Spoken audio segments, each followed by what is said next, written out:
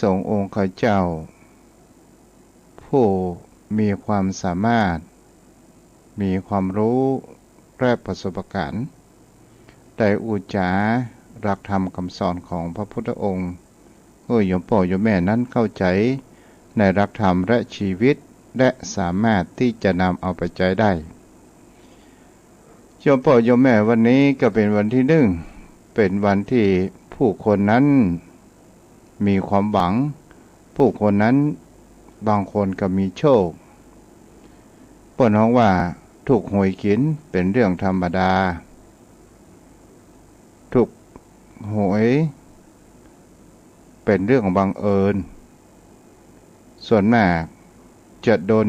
กินกันเป็นส่วนใหญ่เป็นธรรมชาติศรัทธาญาติโยมทั้งหลายเพราะว่าเฮาอยากได้ของเปิ้นก็อยากได้ของเฮาถึงแม้เปิ้นนั้นจะต่อของเฮานั้นเป็นร้อยเป็นแสนเป็นหมื่นเป็นพันอย่างใดก็ตามเป็นล้านก็ตามแต่ดวงชะตาของคนเฮานั้นมันมาแน่มานอนกว่าจะถูกมาได้ที่ปอชิบหายหรือว่าที่พอหมดเป็นผืนแผ่นดินของมรดกขายเพื่อใช้หนี้หวยอย่างนี้เป็นต้นเนาะโยมพ่อโยมแม่วันนี้เราก็มาอู้จาเกี่ยวกับหลักธรรมขององค์สมเด็จพระสัมมาสัมพุทธเจ้าโยมพ่อโยมแม่เป็นสิ่งที่คนเรานั้นจะหันกันได้ว่าอย่างสิ่งที่มันเป็นประโยชน์สิ่งที่มันเป็นประโยชน์ผู้คนเรานั้นจะหันได้ว่าเวลามีความอับจน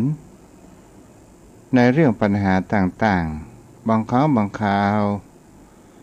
กลับได้น้อมนำมาอย่างหลักธรรมคำสอนของพระพุทธองค์นั้นมาแก้ไขปัญหาชีวิตส่วนใหญ่คนเรานั้นต้องการแห่งความรวดเร็วเรื่องอิทธิฤทธิ์ต่างๆบางครั้งบางคราวก็ไปถามว่าที่หันที่นี่เขามีฤทธิ์เดชต่างๆนานาตลอดจนถึงมีคำว่าทายแม่นหรือไปหาหมอเมื่อหมอดูต่างๆแต่บางครั้งบางคราวอาจจะโดนซ้ำเติมเพิ่มปัญหาเกิดขึ้นได้เสียทรัพย์เสียสินต่างๆนานาเกิดขึ้นเมื่อพระสงฆ์องค์ข้าเจ้ามีอยู่และเราจะหันว่ารักธรรมของพระผู้มีพระภาคเจ้าผู้บรมครูของเทวดาและมนุษย์ทั้งหลายเราก็สามารถที่จะน้อมนำมายังรักธรรมแก้ไขปัญหาชีวิตของคนเราได้แต่ผู้คนเรานั้นกลับมีความเพิกเฉยและไปชอบในสิ่งที่มันมีประโยชน์นะสิ่งที่เป็นประโยชน์สิ่งที่จะเกิดเวรกรรมอันใหญ่หลวงเกิดขึ้นวันนี้ศรัทธาญาติโยมตนตัวของทุกเจ้าก็จะอู้จาเกี่ยวกับเรื่องแห่งไฟในที่นี้คือไฟแห่งคำว่าไฟแห่งกิเลสที่มันเกิดขึ้นในจิตใจของบุคคลเฮานั้นทุกคนและแต่เฮาจะมีความดับไฟนั้นอย่างใดถ้าเฮาเติมเชื้อไฟนั้นมันกระลุกกระพือเกิดขึ้นถ้าเฮา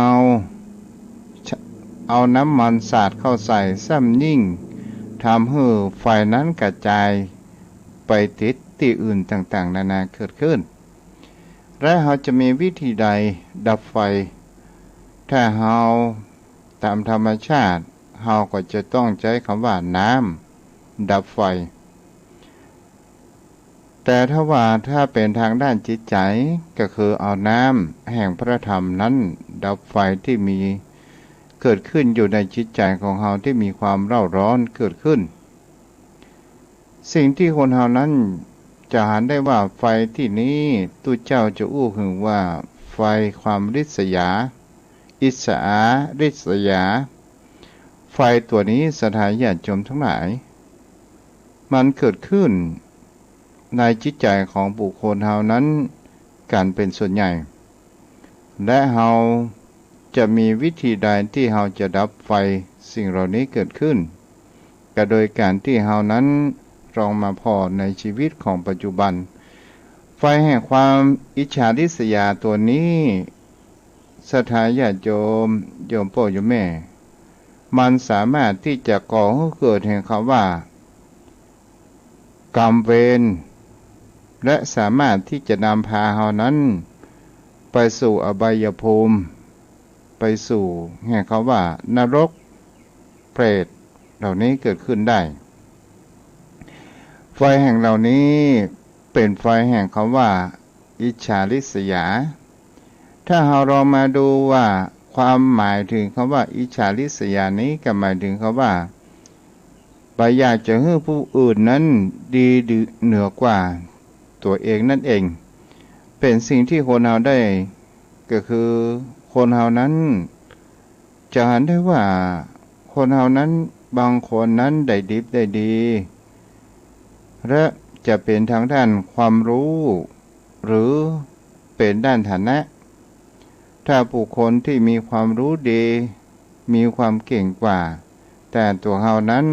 มีปรัญญาตุ่นจ้ามีความโง่เขลาแต่เราไปอิจฉาคนที่มีความสมองดีและเราบ่ได้มาปรับปรุงตัวของเราเองแล้วมันก็จะเกิดขึ้นแห่งคำว่าไฟแห่งความแค้นหรือว่ามีการใส่ร้ายกับบุคคลอื่นที่มีความเหนือกว่าของเรานั่นเองแต่เราจนถึงบุคคลที่มีฐานะบางครั้งบางคราวเราก็จะเห็นได้ว่าคนบางคนนั้นเกิดไฟแห่งความอิจฉาริษยาต่างๆนานาก็คือเห็นได้ว่าอย่างกับวันนี้มีคนถูกหวยขอเถอะมาม้วนกับมุดบะเนี่ยเป็นสิ่งเหล่านี้เราก็จะเห็นได้ว่ามีความอิจฉาริษยาแห่งไฟแห่งเปิ้นฮ้องว่าสิ่งที่มันเหนือกว่าตนนั่นเองแต่คนเฮานั้นบ่เคยมีความคิดที่ว่าจะมีความปรับปรุงตัวเองว่าหารบุคคลอื่นนั้นมีฝีมือดีและฝีมือของเฮานั้นบ่ดีเฮาน่าจะมาปรับปรุงตัวของเฮาว่าเฮาทำได้มากน้อยขนาดไหนโดยการที่ไปขอแนะนำแห่งความรู้จากบุคคลผู้มีความรู้เกิดขึ้นตลอดจนถึงบุคคลที่มีฐานะร่ำรวยเพราะเหตุใดเขานั้นถึงมีฐานะมีเงินมีทองมีความร่ำรวยเราก็ไปศึกษาดูอาจจะเป็นความขยันหรือว่าความอดออมการใช้จ่ายเป็นนั่นเองเราก็ลองมาคิดตัวของเราถ้าตัวของคนเรานั้นแรงแม่ก็กินเหล้าป้าเปื่อนป้าฝูงก็เลี้ยงกันเป็นโยกใหญ่เสี่ยงเงินเสี่ยงทองแล้วเงินมันจะไปอยู่ทำไมสถานญาติโยมทั้งหลายกลับมาบ้านจองหอเรือนปุ๊บหูทีตาลูกเต้าเมียฮักปัสสามารถที่จะอยู่ได้ก็ด้วยเป็นสิ่งเหล่านี้เราจะเห็นได้ว่าทุกสิ่งทุกอย่างมันก็จะต้องขาดหายไปนั่นเองและบางครั้งบางคราวเป็นสิ่งที่คนเรานั้นมีความริษยาอิษยาคนอื่นไปต่างๆนานาเกิดขึ้นถ้าเรามาความการบากแก้ไขไฟแห่งความอิจฉาริษยาคนอื่นได้เรามาแก้ไขในชีวิตปรับปรุงชีวิตของคนเราเพื่อให้เรานั้นมีสติเรานั้นจงมีการที่เตือนสติตนตัวของเรานั้นเกิดขึ้นโยมพ่อโยมแม่การเตือนสติก็คือเป็นที่บรมครูองค์พระผู้มีพระภาคเจ้าบรมครูของเทวดาและมนุษย์ทั้งหลายได้ถึงว่าสติถ้าคนเรามีสติ ตัวเดียวสติสัพพัญญะซึ่งเป็นหัวข้อธรรมแรกๆที่หลังจากองค์สมเด็จพระสัมมาสัมพุทธเจ้านั้นได้รู้ต้นเหตุแห่งความทุกข์ต่างๆว่าถ้าคนเรามีสติสิอย่างก็คือความรู้ตัวเราสามารถจะแก้ไขปัญหาในชีวิตของคนเรานั้นได้ถ้าคนเรานั้นมีความปรับปรุงพฤติกรรมนิสัยของเรานั้นก็ไปทางด้านที่ดีก็ก่อให้เกิดแห่งความดีเกิดขึ้นของเราเอาละโยมพ่อโยมแม่ก็เป็นสิ่งที่เราก็ลองมาศึกษาต่อไปคำว่าความอิจฉาริษยาคนอื่นมันจะได้อย่างพ้องบุคคลผู้มีความอิจฉาริษยานั้นมีแต่ความเศร้าหมองมีแต่ความบัดสบายใจมีแต่ความหมองคล้ำเกิดขึ้นเพราะว่าคนที่มีความอิจฉาคนอื่นอยู่เสมอก็จะทำให้จะเป็นสิ่งที่คนเหล่านั้นควรพิจารณาว่าคนที่เป็นคนที่อิจฉาคนอื่นก็มีแต่ไฟสุมใจในจิตใจและกระทำให้เป็นคนที่ชอบเล่าขวัญนินทากาเรต่างๆนานาเกิดขึ้นโยมพ่อโยมแม่ก็ลองคิดพิจารณากันไปศรัทธาญาติโยมก็เป็นสิ่งที่คนเหล่านั้นลองคิดพิจารณากันไปต่างๆนานาเกิดขึ้นเนาะนี่ก็เป็นสิ่งที่คนเหล่านั้นต้องศึกษาและเรานำสิ่งเหล่านี้มาพัฒนาตัวของเราเอง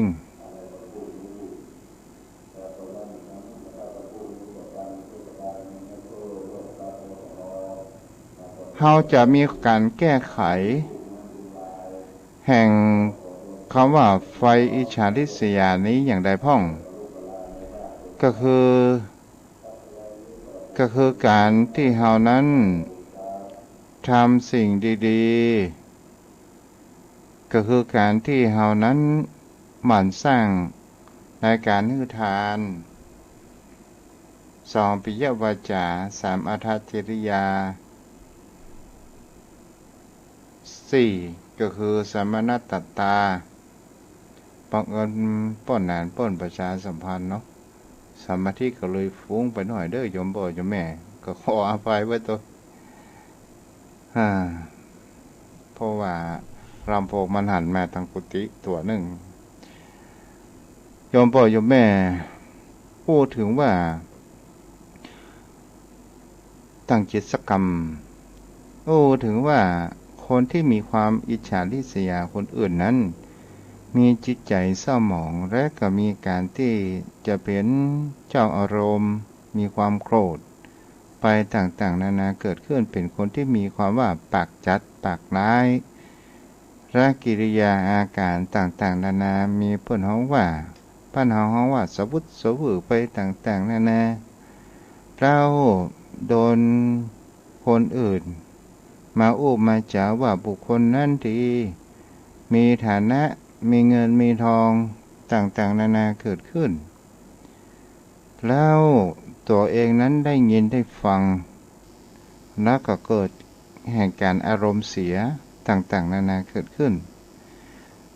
นี่ก็หมายถึงเขาว่าบังคับบังคับคนเหล่านั้นคนที่มีอารมณ์แห่งความอิจฉานั้นเราจะหันสังเกตผิวพรรณเขากับพระผ่องใสและก็เป็นสางที่เพื่อนเขาว่าสร้างกรรมบาปไปต่างๆนานาเรื่องนี้มีปรากฏในพระไตรปิฎกเรื่องของพระ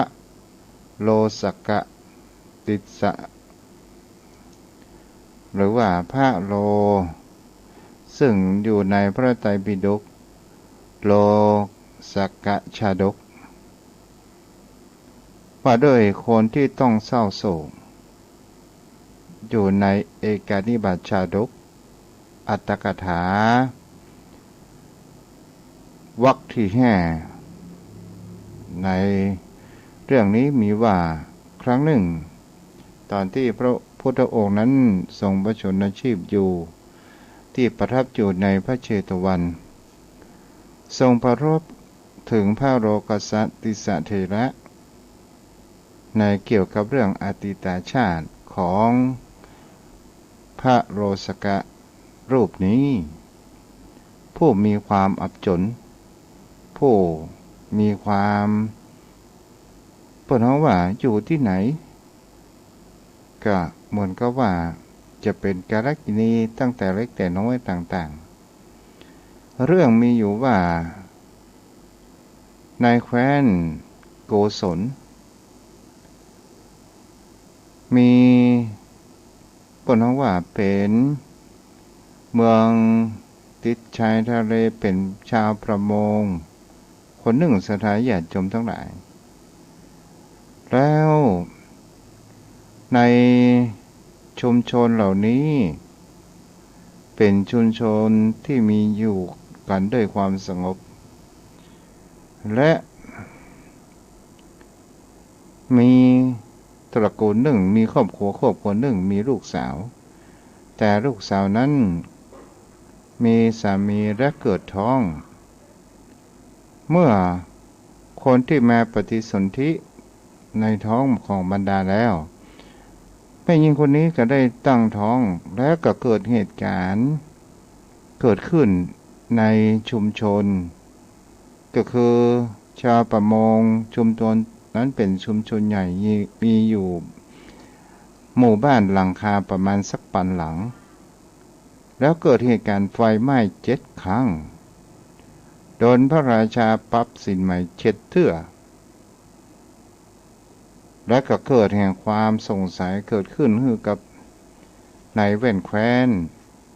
ในชุมชนชาวประมงเหล่านี้ว่าในหมู่บ้านของเฮาเนี่ยบาดเดียวเนี่ยเฮาได้รับความย่ำแย่อยู่มากมายเฮาหมูต้นเหตุสาเหตุเพราะเหตุอะไรอย่างกันแน่ในหมู่บ้านของเฮาเนี่ยต้องมีกาลกิณีสักคนหนึ่งฮะให้จะจริงนะไฟไหม้ถึง7 เทื่อ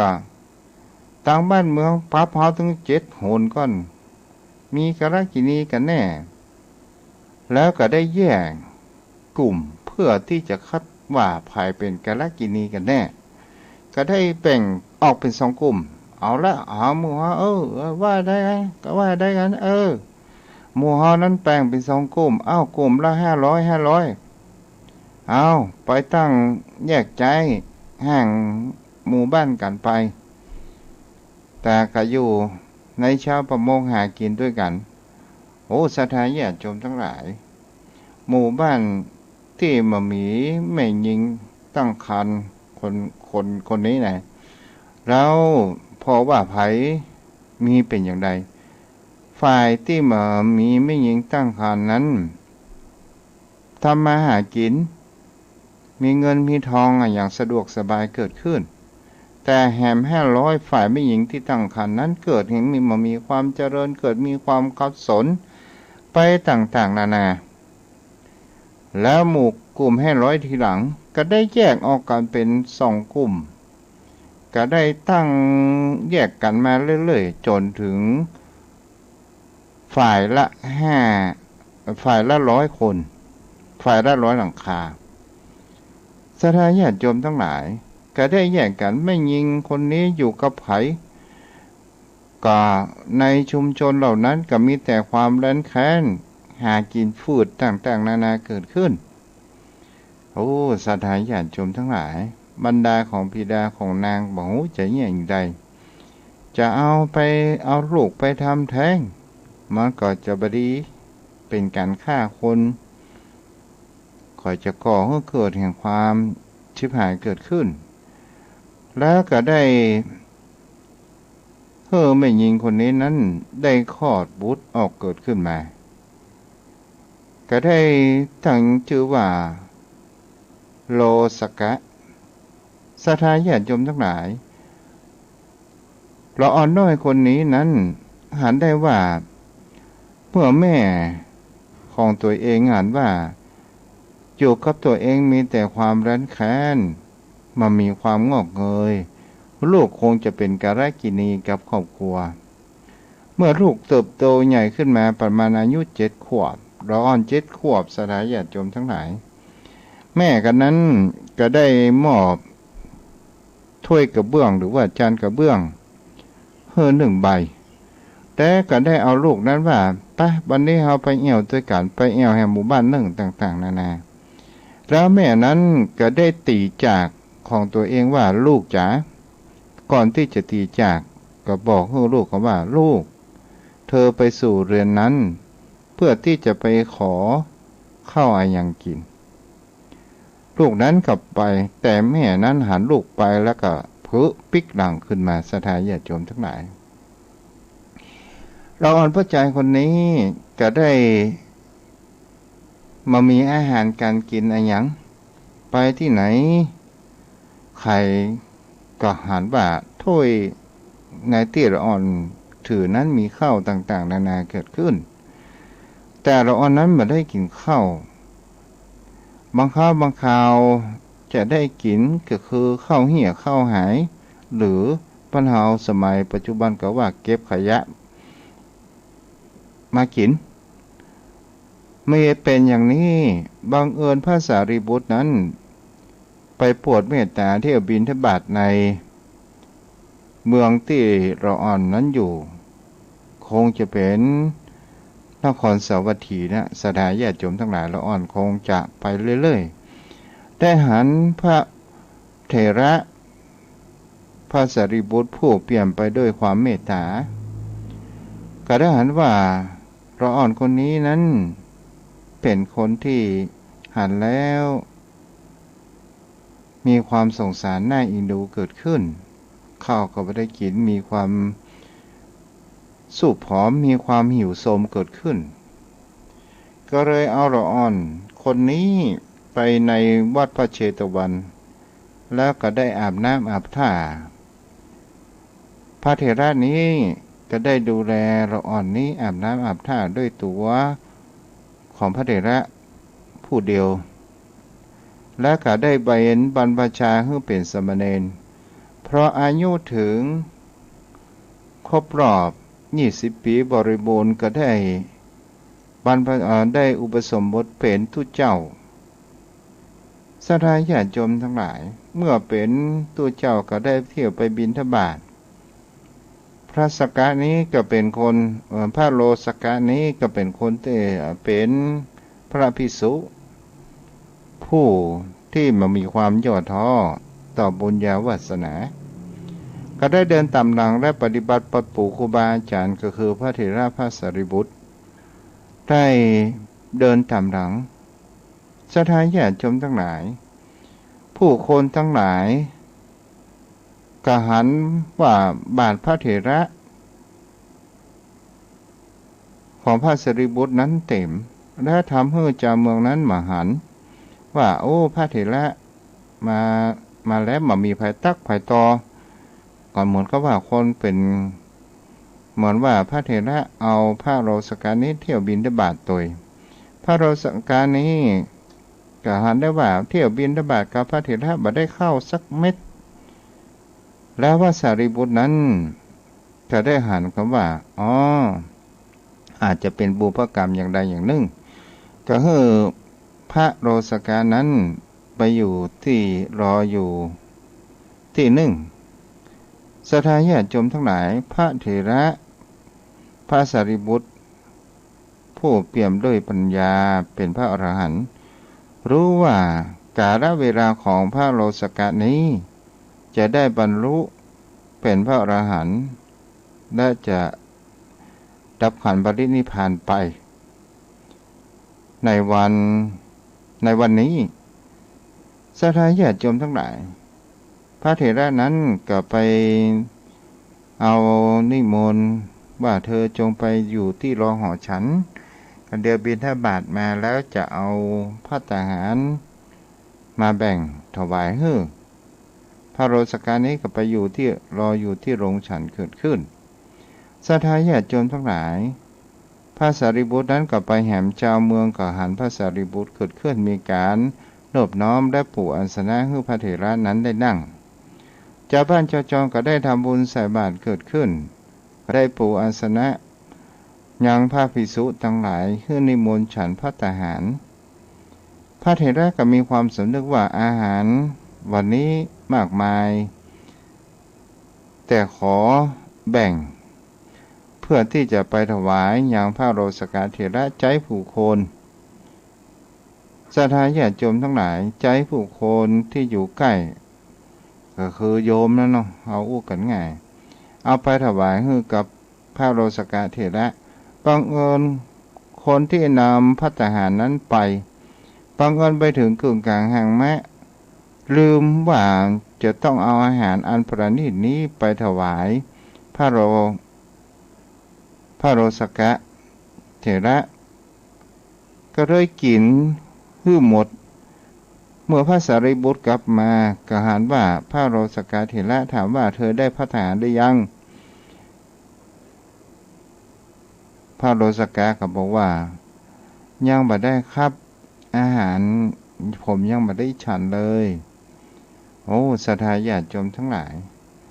เมื่อพระสารีบุตรหันลูกศิษย์นั้นมีความหิวกระหายเกิดขึ้นบังเอิญเวลานั้นอยู่ในเวลาแห่งคำว่ายังภัตตกิจ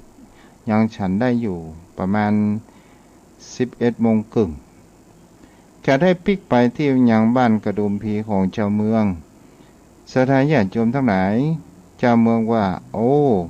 เวลานี้เมื่อพระเถระเดินไปที่ยังหมู่บ้านเวลามันก็เกินไปกระดุมพีหรือว่าชาวพระนครนั้นก็หันว่าโอ้ยังเฮายังมีเนยเฮายังมีคำว่าอาหารเฮาได้ถวายอาหารการกินอาหารคาไปแล้วแต่เฮายังไม่ได้ถวายอาหารหวานจะเป็นน้ำผึ้งเนยมันข้นต่างๆนานาเกิดขึ้น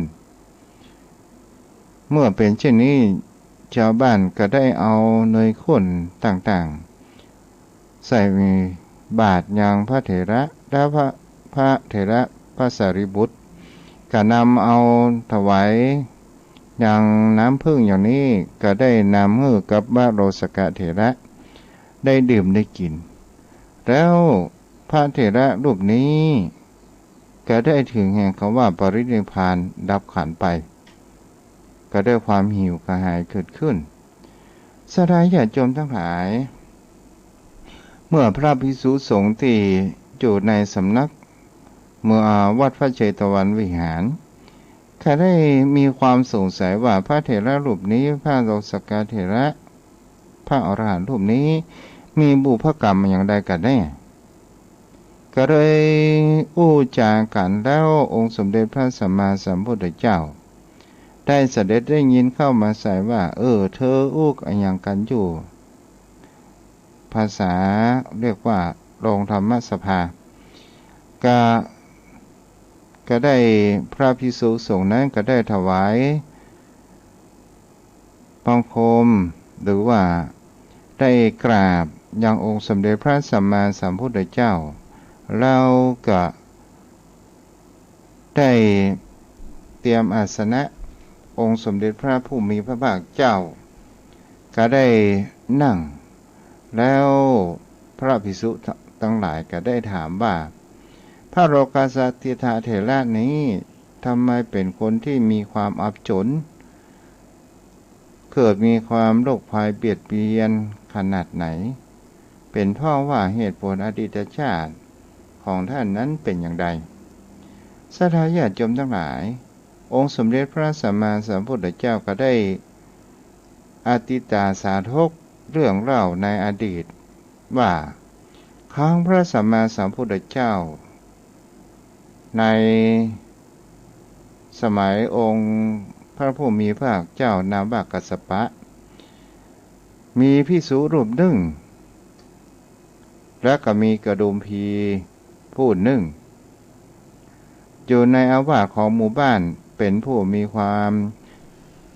ปนว่าภิกษุรูปนี้เป็นผู้ที่มีศีลหมั่นบำเพ็ญเพียรทางด้านวิปัสสนาเป็นพระกิณาสพรูปหนึ่งแล้วประทับอยู่ที่ป่าหิมพานต์ และกดุมพีนี้เป็นผู้อุปถากอย่างพระภิกษุรูปนี้ก็คืออยู่ห่างไกลกันศรัทธาญาติโยมทั้งหลายกดุมพีเกิดมีความเลื่อมใสในอิริยาบถต่างๆจึงรับปากและนิมนต์เข้าไปสู่บ้านเพื่อจะฉันภัตตาหารด้วยความเคารพเฮาก็จะหันกันได้ว่าเป็นตู้เจ้าตั้งถิ่นและมาถิ่นของตัวมาถิ่นแห่งถิ่นของกดุมพีผู้เป็นอุปถากนั้นก็ได้นิมนต์พระเถระมาถ้าหามันกระชับเวลาและเข้าใจง่ายก็คือว่ากดุมพีนี้ได้นิมนต์พระภิกษุนี้เพื่อจะมาแสดงธรรมที่ยังบ้านของตัวเองในแห่งวันหนึ่งการเดินทางของพระขีณาสพรูปนี้ปนของวัดทุกเจ้าต่างถิ่นเรียกว่าอาคันตุกะมาพักอยู่ในถิ่นของตัวเองซึ่งถิ่นตัวของตัวเองนั้นก็มีคำว่าเจ้าอาวาสระหว่างพระอาคันตุกะและเจ้าอาวาสและหันว่าเจ้าอาวาสรูปนี้เป็นภิกษุผู้มีแห่งคำว่าศีลธรรมมันมีความยำเกรงในภิกษุพระขีณาสพรูปนี้ศรัทธาญาติโยมทั้งหลายเมื่อพระขีณาสพนั้นได้โปรดเมตตาแต่กดุมพีกับนิมนต์เจ้าอาวาสนั้นไปฉันภัตตาหารตัวแล้วอาราธนานิมนต์พระขีณาสพนั้นได้เทศนาธรรมกดุมพีก็เกิดความเลื่อมใสในตัวของพระขีณาสพอยู่มากและการนิมนต์จู่ต่อศรัทธาญาติโยมทั้งหลายแรกๆนั้นเจ้าอาวาสก็มีอะไรอย่างเกิดขึ้นแต่พอไปว่ามีความคิดว่าขีณาสพศรัทธาญาติโยมเนี่ยเคารพนับถือพระขีณาสพรูปนี้จะเห็นได้ว่ากดุมพีทั้งหลายเนี่ยได้มีความเลื่อมใสในพระขีณาสพเฮาจะเฮืออยู่ต่อนั้นผู้คนทั้งหลายก็คงจะเลื่อมใสจะยกย่องพระขีณาสพกันเป็นส่วนใหญ่เฮาน่าจะเป็นแม่หัวเน่าก็ได้เกิดความอิจฉาเกิดขึ้นศรัทธาญาติโยมทั้งหลายแต่ผู้อุปถากอย่างพระขีณาสพก็ทำบุญใส่บาตรตกมาอยู่วันหนึ่งศรัทธาญาติโยมเจ้าถิ่นหรือว่าเจ้าอาวาสก็เกิดการที่ว่าเคาะเสียงระฆังโดยหลังมือโดยเล็บโดยหลังมือเนี่ยแบบตีมันตึงบดังเนาะศรัทธาญาติโยมทั้งหลายไปต่อยประตูกับบดังไปต่อยระฆังกับบดังแล้วก็เข้าไปในบ้านกดุมพีก็ถามว่าพระขีณาสพนั้นอยู่ที่ไหนเจ้าอาวาสก็ได้อู้จาว่าตู้เจ้าที่มาอยู่ตัวเฮาน่ะกะบัดได้เรื่องบัดได้แล้วขี้ค้านเฮาตีระฆังกันแล้วต่อยประตูกันแล้วบัดตื่นเตื้อมีความขี้เกียจนักหนาป้านศรัทธาญาติโยมทั้งหลายแต่กดุมพีนั้นเกิดมีความเลื่อมใสก็ยังบ่เชื่อก็ได้มีการเป็นสิ่งที่หันได้ว่าเมื่อพระขีณาสพรู้เหตุการณ์อย่างนี้แล้วอ่านว่าเจ้าว่าเจ้าถิ่นนี้คงจะทำอย่างใดอย่างหนึ่งกับตัวของเฮาแน่ก็เลยได้เก็บอาสนะที่นอนต่างๆนานาแล้วก็ได้เอาบาตรบิณฑบาตกลับแล้วก็เหาะชันกลับไปอยู่ที่เมืองป่าหิมพานต์เกิดขึ้นไปอยู่ที่ของตัวเองศรัทธาญาติโยมทั้งหลายในเรื่องนี้เนี่ยเราจะเห็นได้ว่าทูตเจ้าถิ่นนั้นเกิดความอิจฉาอย่างพระขีณาสพแล้วถึงเวลาที่ภิกษุนั้นถึงการมรณภาพไปและก็ได้ตกนรก หมกไหม้อยู่ในนรกหลายแสนปีเศษของกรรมยังนำมาให้เกิดแห่งเขาว่าเป็นยักษ์ถึง500ชาติแล้วเกิดเป็นสุนัขเป็นหมา500ชาติและเกิดมาชาตินี้จะได้ว่าอยู่ที่ไหนก็มีแต่ความรั้นแค้นกินข้าวบ่อิ่มบ่เต็มไปต่างๆนานาเกิดขึ้นเพราะว่าเศษแห่งกรรมแห่งการมีความอิจฉาริษยาเหล่านี้ศรัทธาญาติโยมทั้งหลายเฮาก็ลองมาสังเกตดูนี่คำว่าที่เป็นเรื่องเกิดขึ้นไฟอิจฉาริษยาผลที่มันจะได้รับที่อยู่ในพระไตรปิฎกศรัทธาญาติโยมจะเป็นสิ่งที่เราจะหาได้เห็นประการหนึ่งว่าความอิจฉาริษยานี้ถึงบ่ดีแต่เราจะเนี้ยอย่างใดให้มันดีล่ะก็คือเราฝึกมันให้ตาลนี้ก็จัดเสียซึ่งความตนีมันเฮาใส่บาตรพระภิกษุสงฆ์สามเณรเพื่อเฮาได้แบ่งปันหรือว่าเฮาได้ช่วยเหลือก็พูดตุกในอย่าง2ปิยวาจาก็คือวาจาการอู้กันจาขับหายก็ตามหัวใจก็ให้คำที่มีไพเราะถ้อยคำที่มีเป็นกำลังใจถ้อยคำที่มีประโยชน์นะให้กำลังใจของคนก็คือบ่ใช่ว่าอู้ปากหวานก้นส้มนะก็บ่ใช่อู้อันยังบ่ให้เป็นที่ระแคะระคายหูของคนอื่นประการที่3หัจจริยาก็คือรู้แห่งว่าความสามารถที่เฮามีอยู่เฮาสามารถที่จะช่วยเหลือภัยได้พ้องในทางวิชาและความรู้ที่เฮานั้นมีอยู่ในตนตัวของเฮานั้นเองต่อมาก็คือหัตสมณตตาก็คือวางจิตใจความเป็นกลางๆก็คือ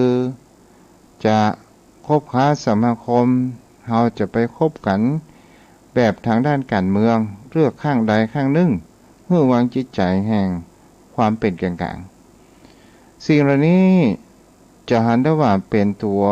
กัดจะเสียซึ่งความถ้าเฮาทำ4ประการนี้ได้ตลอดจนถึงว่าเมตตาธรรมพรหมวิหาร4ก็จะสามารถทำให้จิตใจของเฮานั้นมามีความอิจฉาริษยากับคนอื่นได้ความริษยาอิจฉาริษยานี้มันเป็นไฟเฮาทำสิ่งเหล่านี้มันเป็นน้ำมันอาจสามารถที่จะระงับดับหายได้ตลอดจนถึงมีคำว่าทานศีลภาวนาสิ่งเหล่านี้มันก็จะนำพาให้เป็นน้ำได้เช่นเดียวกันแต่สิ่งที่มันเป็นไฟมีกิเลส3กองโทสะโมหะโลภะอิจฉาริษยาพยาบาทอาฆาตต่างๆนี่มันเป็นไฟฉะนั้นศรัทธาญาติโยมพ่อโยมแม่วันนี้เราก็ได้ฝากสิ่งดีๆให้โยมพ่อโยมแม่นั้นได้ลองไปคิดและไต่ตองดูกันวันนี้ก็มีข่าวประชาสัมพันธ์ขออนุโมทนาบุญที่ทางทุกเจ้าได้ว่าปีนี้ก่อนเข้าพรรษาก็คือคู่ปีนั้นเพิ่นก็มีการตันเทียนตานหลอดไฟกันบางท่านบางคนก็ตานหลอดไฟบางวัดก็ได้นักบางวัดก็ได้เทียนนักบางวัดก็ได้หลอดไฟนักที่ตุเจ้าได้หลอดไฟนักก็เอาแจกจ่ายให้กับศรัทธาญาติโยมผู้มากินมาตานวัดวาอารามก็เฮาก็ตานต่อไปในปีนี้หันว่าถนนหน้าวัดนั้นไฟแสงสว่างมันบ่ทั่วถึงตัวเจ้าก็ได้ถามต่างช่างผู้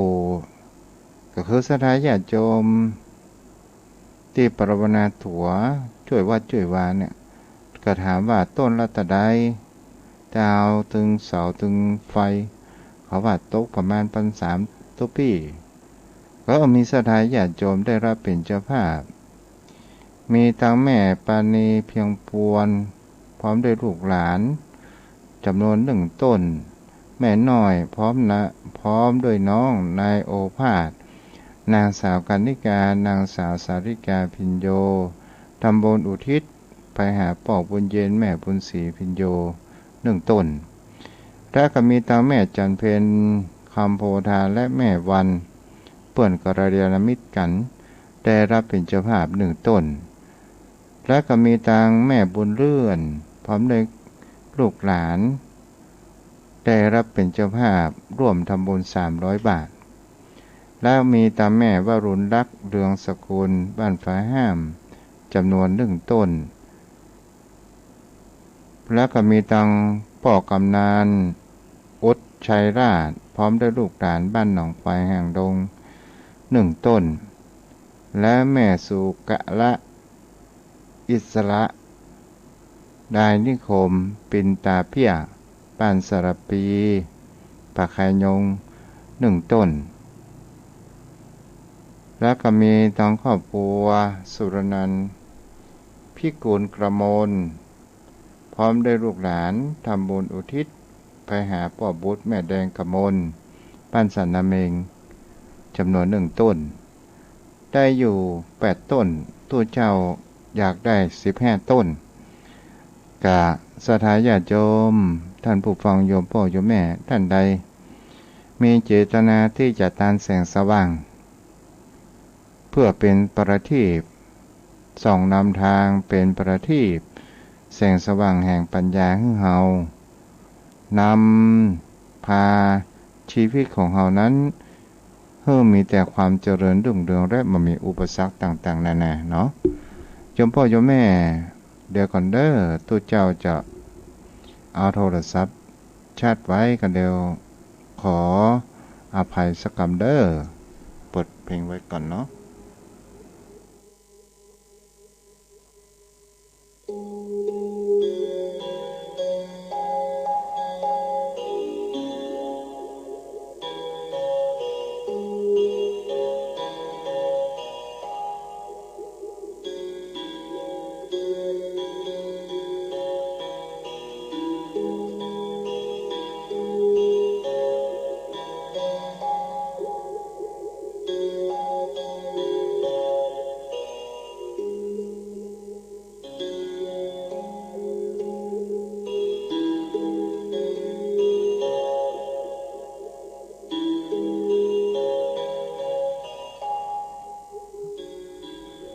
เอาละเด้อโทรเข้ามา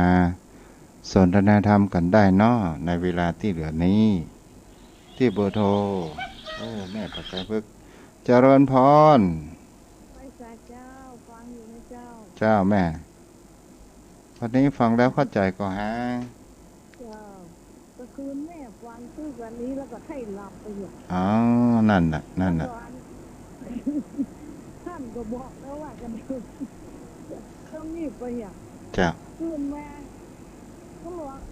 ก็ขนาดใส่ยันหมดเวลาแล้วเนอะหรอให้ยี่ประจำเจ้าเป็นยังเจ้าฟังทุกคืนเลยเจ้าบุญรักษาเนาะแม่เนาะกำลังใจนะเจ้าอ้าวโทรเข้ามาได้เด้อไปจนถึงใกล้6 โมง5:57เนาะโทรเข้ามาได้โยมพ่อโยมแม่เนาะที่เบอร์โทร0631639950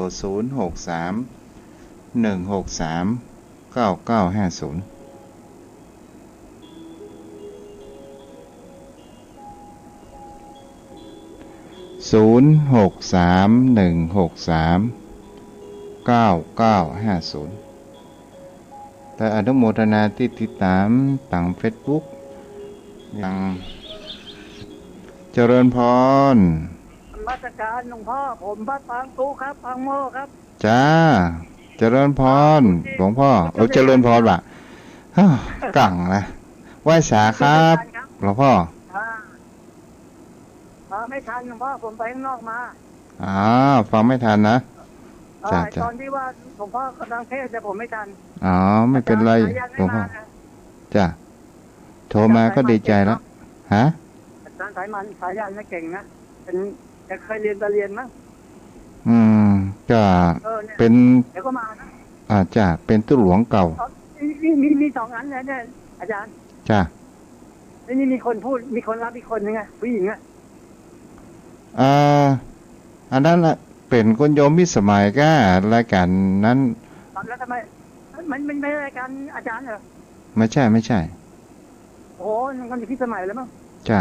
นั้นเป็นทีมงานดงอาจารย์เสียงท่านเสียงอาจารย์เนี่ยเนี่ยเสียงนี้เสียงตู้เจ้าเด้อจ้าจ้าจ้าอ้าวขออนุโมทนาติดตามทาง Facebook ก็มีพันธนินสุเทนะเด็กดอยหวยเหงาและก็มีปนันกำพลดวงดีสาธุอนุโมทนาเด้อที่รับฟังทาง Facebook คือกำลังใจยมพ่อยมแม่ต่างบ้านไห้จะโทรมาได้เด้อ0631639950เจริญพรแม่น้อยเจ้า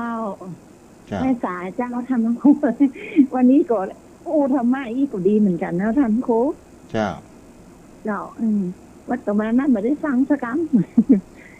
วันนี้จะมีถามอันเป็นนางสายยันนะเรื่องไอ้เปิ้ลไอ้อย่างก็เต้าทั้งสี่ท่านพระครู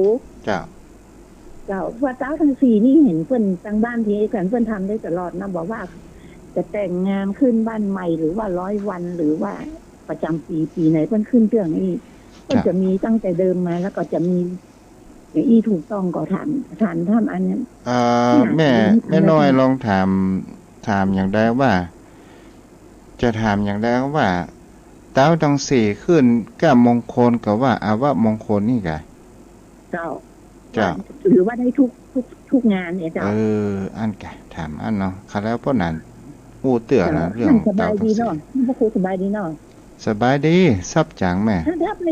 ถ้าไปบ้านหอดนะเพิ่นจังขายผักกาดอันข้างตาหาซื้อมาเผื่อไม่น้อยพุ่นดูได้แกถ้าไปบ้านนะเจ้าแม่สบายดีเนาะเจ้าสบายดีนมัสการเนื้อท่านเนื้อได้จะโทรหาบัดนี้เจ้าเอาป้นนั้นป้นนั้นสายันฟังกันเด้อก็เจ้าโทรมาเด้อโทรมาเงินตันเนาะอ้าว0631639950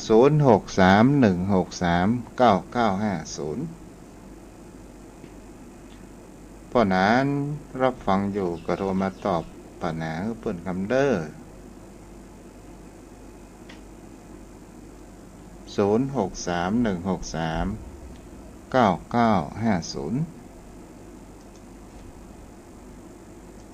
0631639950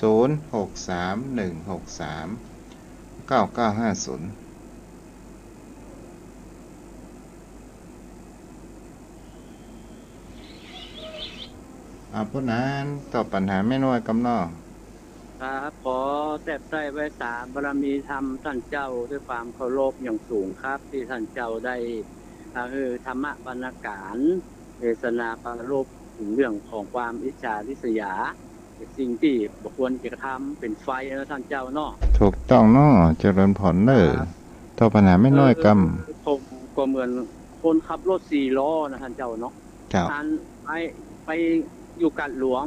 คนตะกาดหลวงไปส่งงานประตูเชียงใหม่กำปีกมาบนไปบนมาถึงกาดหลวงแหมโอ้มีคนแหมขอไปส่งประตูเชียงใหม่ผมก็หาไปส่งงานเลยปีกไปเหมือนคนขับรถ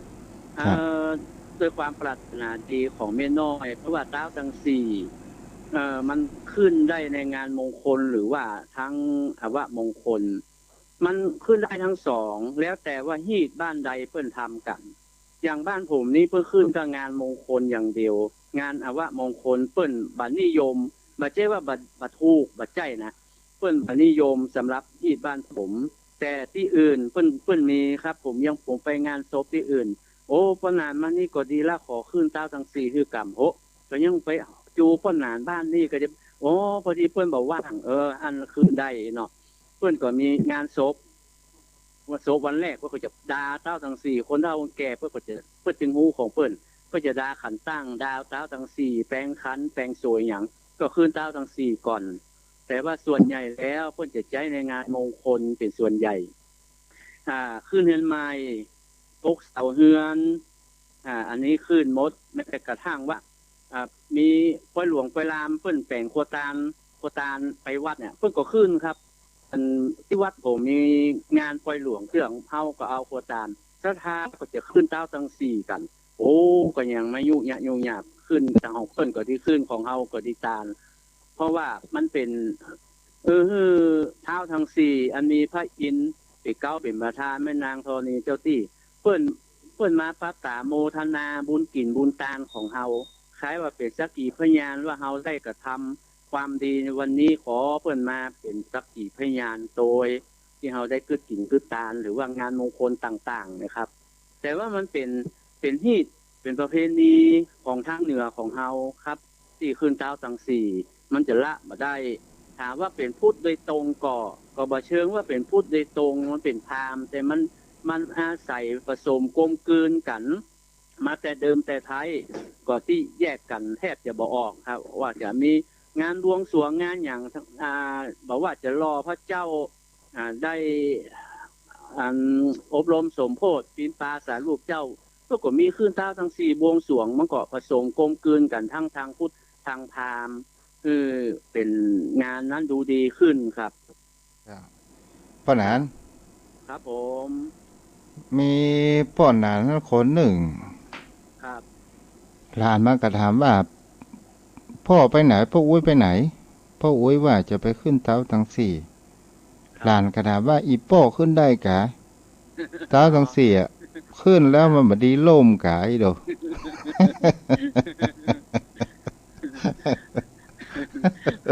บางคนเขาว่าเท้าทั้งสี่อย่างมี6 อันนี่หรอมันก็ถูกเปิ้ลเปิ้ลก็ถามเปิ้ลก็มันก็แปลกเนาะโอ้เท้าทั้งสี่มันยังว่ามี6เนี่ยบางคนก็ถามด้วยความเข้าใจเปิ้ลเจ้าครับผมเจ้าบุญรักษาเด้อเอาละท่านเจ้าเลยครับกราบไหว้ด้วยความเคารพครับกราบไหว้ครับเจ้าบุญรักษาสายสุดท้ายหมู่ใครจะโทรมาเสริมแต่งอย่างพ่องเนาะที่เบอร์โทร0631639950สายสุดท้ายสุดของวันนี้โทรเข้ามาได้เด้อ0631639950มันมีภายนอกเอาละโยมพ่อโยมแม่วันนี้เฮาก็คงจะไว้เพียงเท่านี้เนาะวันพุธก็มาอยู่ต่อกันใหม่เด้อโยมพ่อโยมแม่เจริญพร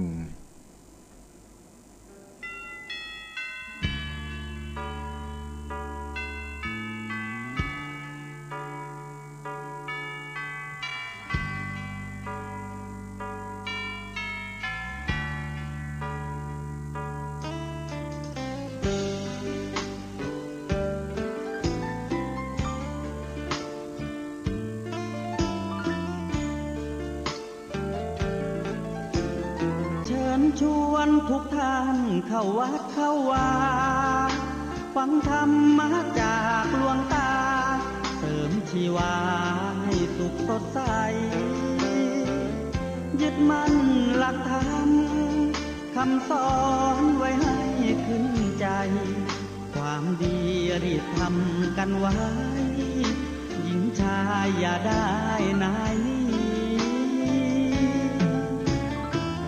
เชิญชวนทุกท่านเข้าวัดเข้าวาทำบุญด้วยจิตศรัทธาบุญพาให้เราสุขีจะทำการใดนำใช้ในสิ่งดีธงชาติและเพลงชาติไทยเป็นสัญลักษณ์ของความเป็นไทยเราจงร่วมใจยืนตรงเคารพธงชาติด้วยความภาคภูมิใจในเอกราชและความเสียสละของบรรพบุรุษไทยประเทศไทยรวมและเชื้อชาติไทยเป็นประชารัฐผ้าไทยของไทยทุกส่วนอยู่ดำรงคงไว้ได้ทั้งมวล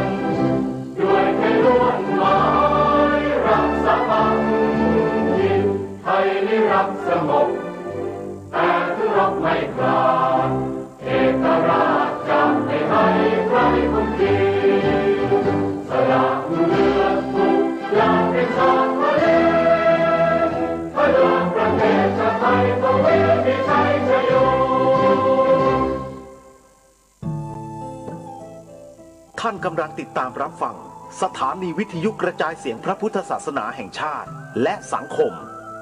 คลื่นเพื่อการศึกษาพระพุทธศาสนาและวัฒนธรรมระบบ FM 104.5 เมกะเฮิรตซ์รายการต่อไปเป็นรายการพระไตรปิฎกลอยฟ้าดำเนินรายการโดยพระครูปริยัติยานุศาสตร์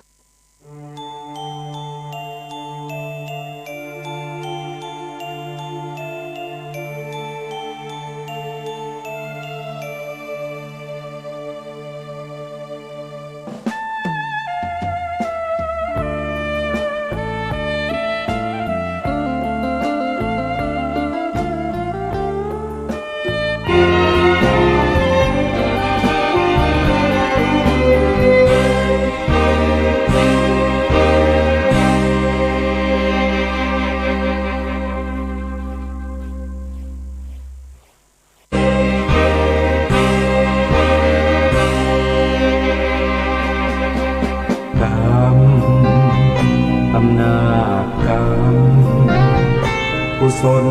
ลกรรมหรืออกุศลกรรมทุกการกระทำเป็นกรรมชั่วกรรมดีคนเราเกิดมาเป็นไปตามกรรมเช่นนี้ทำชั่วทำดีล้วนแต่มีผลกรรม